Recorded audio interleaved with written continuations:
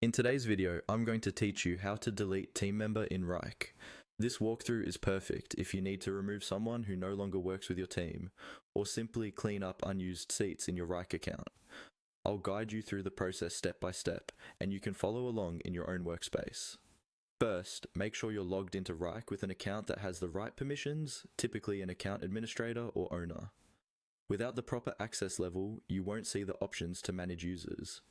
Once you're in your Wrike workspace, start by going to the top left corner of the screen and clicking on your profile icon. This is usually represented by your initials or a small avatar image. Clicking this icon opens a drop-down menu with several account options. From that drop-down, click on Settings. This will take you out of your day-to-day project view and into the main account management area, where you can control things like users, groups, and permissions. It might take a second to load, especially in larger accounts, so give it a moment.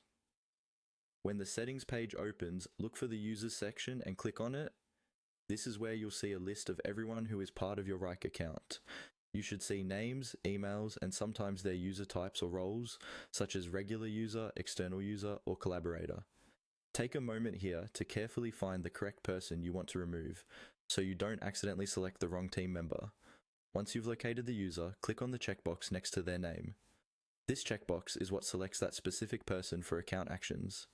If you're managing multiple removals, you can select more than one user, but if you're just starting out, it's usually safer to handle them one at a time.